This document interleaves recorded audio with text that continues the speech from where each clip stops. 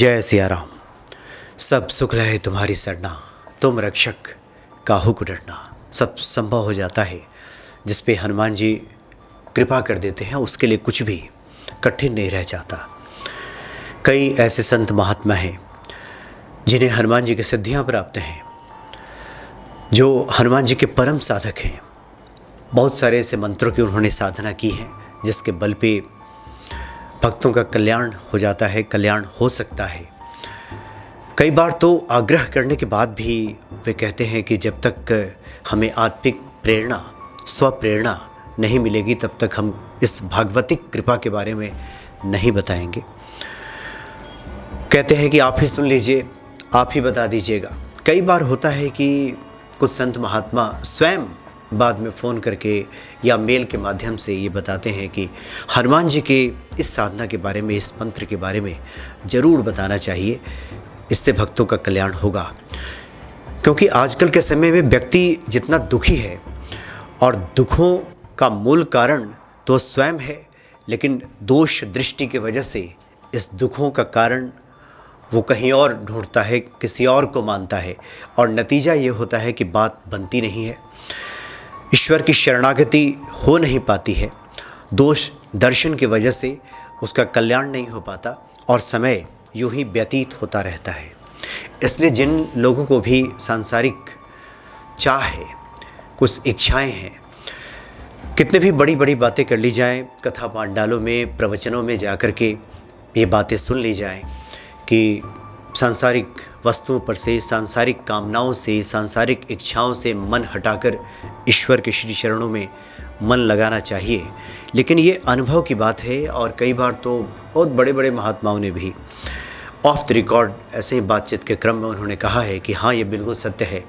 व्यक्ति का मन जहाँ अटक जाता है, समस्या जहाँ आन खड़ी हुई है, जब तक उसका निराकरण नहीं हो जाता तब तक हम चाहे कितने भी बड़ी बड़ी बातें कर लें कि ईश्वर के श्री चरणों में आप मन लगाइए, बाकी ईश्वर संभाल लेंगे। अपवाद ही हैं ऐसे लोग, जो कुछ लोग ऐसे होते हैं जिनके साथ ऐसा होता है कि वो सब भूल करके ईश्वर के श्री चरणों में मन लगा लें। जब तक उस समस्या का समाधान नहीं निकल जाता, भूखे भजन न होई गोपाला, भूखे पेट तो भजन भी नहीं हो पाता। इसलिए समस्या जहाँ है, जब तक उसका समाधान नहीं होगा तब तक ये भक्ति की जो दृढ़ता है ये व्यक्ति के भीतर आती भी नहीं है।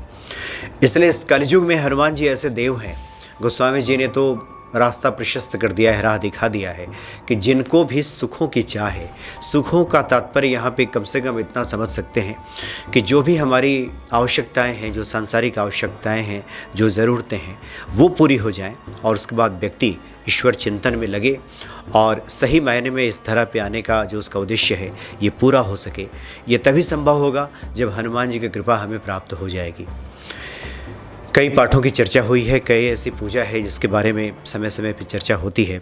आज एक हम चर्चा करेंगे, एक मेल प्राप्त हुआ है जिसमें हनुमान जी के एक महामंत्र की बात हुई है जिससे आपको सुखों की प्राप्ति होगी, जो सांसारिक कामनाएं हैं उसकी पूर्ति हो जाएगी। बहुत सारी ऐसी सांसारिक जो आवश्यकताएं हैं जिसकी पूर्ति नहीं हो पा रही है, और जो गृहस्थ हैं, जो उनका कर्तव्य है, कर्तव्य पालन ही नहीं हो पा रहा है। जीवन में जिन कर्तव्यों का पालन सही तरीके से होना चाहिए और जो अर्थाभाव बना रहता है, जो रुपए पैसे की दिक्कत रहती है या समस्या जिस जगह पे है उसी जगह पे जब तक उसका निराकरण नहीं होता तब तक बात बनती नहीं है। तो हनुमान जी के इस महामंत्र से उसका निराकरण हो जाएगा, उस समस्या का समाधान हो जाएगा। जिन लोगों के काम अभी तक नहीं बने हैं उन्हें चाहिए कि 11 दिन का एक संकल्प लेकर के इस मंत्र को जपें, इससे सुखों की प्राप्ति हो जाएगी। हनुमान जी से प्रार्थना की गई है कि हनुमान जी हमें उस आवश्यकता को पूरा करने में मदद करें, मददगार साबित हों और हमारे कर्तव्यों को पालन करने में जो अड़चनें आ रही हैं, जो बाधाएं आ रही हैं, उन बाधाओं को दूर कर दें। एक और यहाँ पे ध्यान देने वाली बात है कि इस मंत्र से आवश्यकताएं आपकी सभी पूरी हो जाएंगी, लेकिन चाह, जिसको इच्छा कहते हैं, चाह, ये अलग विषय है। आवश्यकताएं ये अलग विषय है।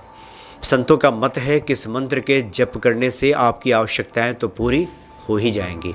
हालांकि हनुमान जी की शरण में जाने के बाद चाह भी पूरी हो जाती है। चाह का तात्पर्य बहुत कुछ उसमें समाया रहता है। हमारी ये इच्छा है, जो इच्छा करिहु मन माही, हरि प्रसाद कछु दुर्लभ नाही। हनुमान जी के शरण में जाने के बाद वो भी दुर्लभ नहीं है, लेकिन चाह तो चूँकि अनंत है, इसके लिए फिर अलग बातें होती हैं। हनुमान जी कृपा कर दें तो सब इच्छित फल भी मिलने लगता है।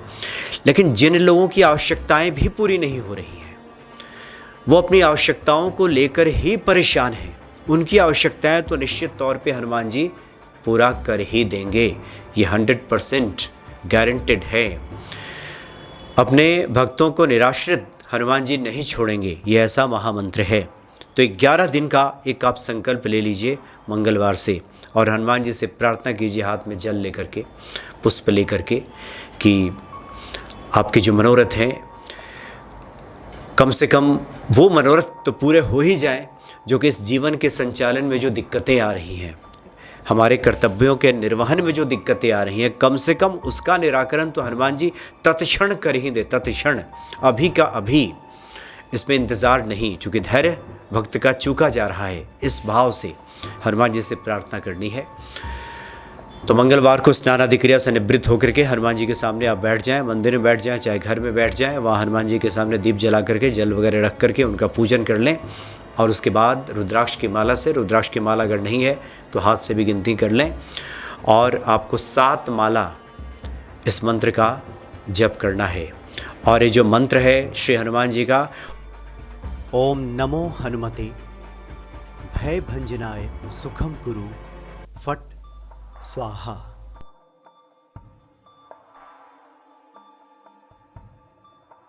ओम ये ओमकार में पूरा सृष्टि समाहित है। नमो ये नमस्कार है, जो भगवान हनुमान जी हैं। भय भंजनाय, जो भयों को दूर करने वाले, भंजनाय का अर्थ होता है गिरा देने वाले, खत्म कर देने वाले, नष्ट कर देने वाले, जो भयों को दूर करने वाले हैं। सुखम कुरु, मुझे सुख प्रदान कीजिए। इस संसार में आने के बाद जो तमाम तरह की विपत्तियां और दुख मुझे घेरे हुए हैं, श्री हनुमान जी आप मुझे सुख प्रदान कीजिए, क्योंकि सुखों के प्रदाता आप ही हैं।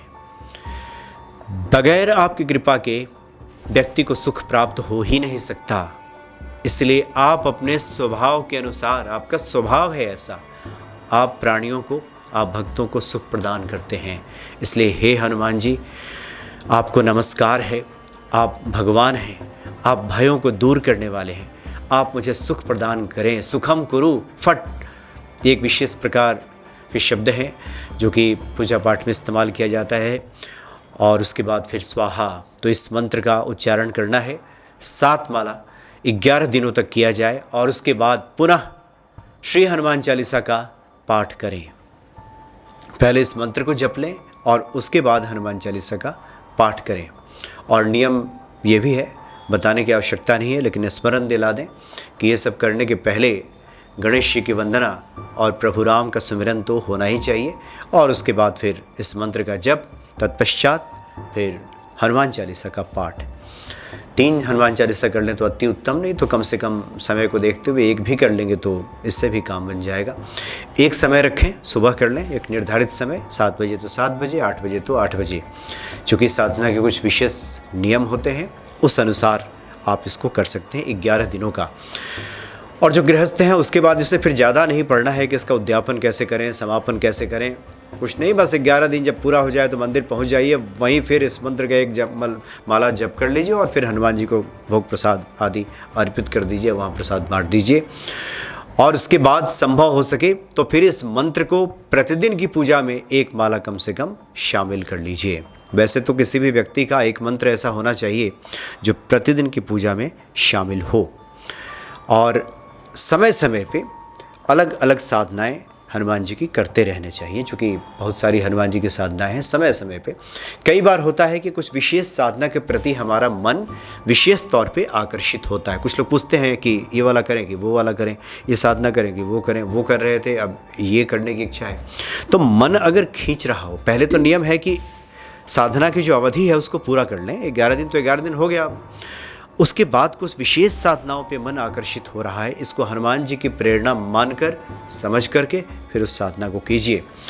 तो इसके बारे में जो जानकारी मुझे भेजी गई है कि ये वो महामंत्र है, इसको करने के बाद तमाम तरह की जो सांसारिक दिक्कतें हैं वो दूर हो जाती हैं, सांसारिक सुखों की प्राप्ति हो जाती है। जिन लोगों के जीवन में अब तक काम नहीं बना है वो ज़रूर इस अगले मंगलवार से इसको शुरू करें।